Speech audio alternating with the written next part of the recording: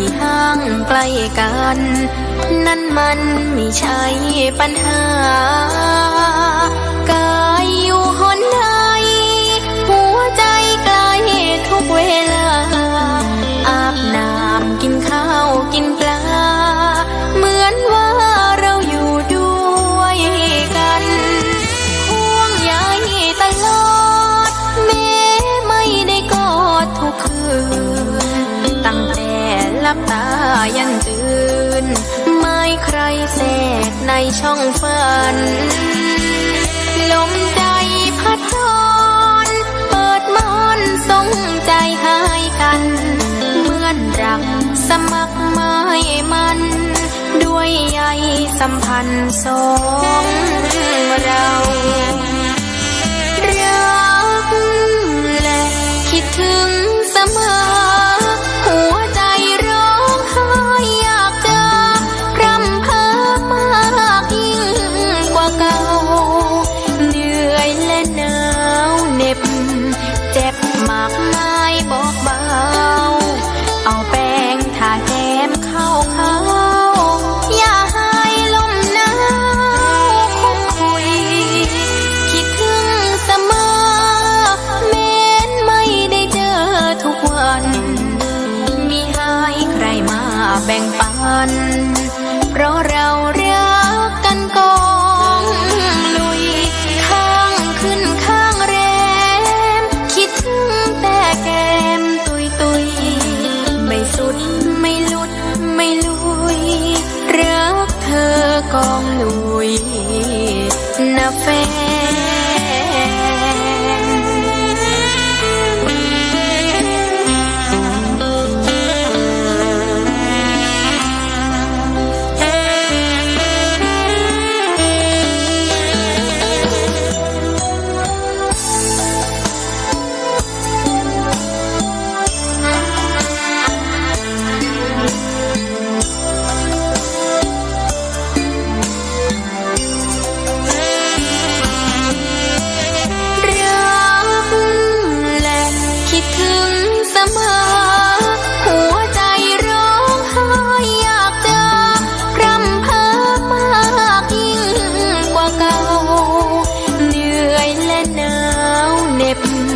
เจ็บมากมายบอกเบาเอาแป้งทาแก้มเข้าอย่าให้ลมหนาวคุกคุยคิดถึงเสมอแม้นไม่ได้เจอทุกวันมีให้ใครมาแบ่งปันเพราะเรารักกันกองลุยข้างขึ้นข้างแรมคิดถึงแต่แก้มตุยไม่สุดไม่หลุดไม่ลุยรักเธอกองลุยนะแฟน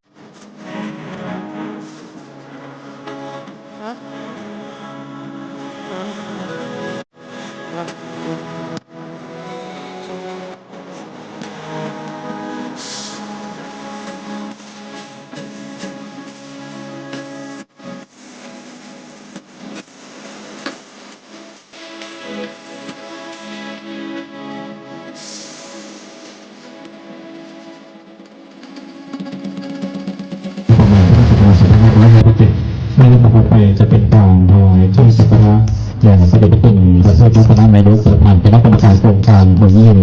ขอนี้ครับท่านอุปมาพุทธศักราช2567ในลำดับต่อไปจะเป็นการถวายเครื่องสักการะแด่พระเดชพระคุณพระเทพ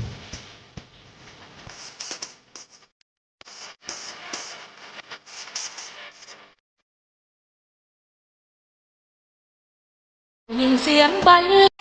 งดนตรีเครื่องประดีได้ก่อน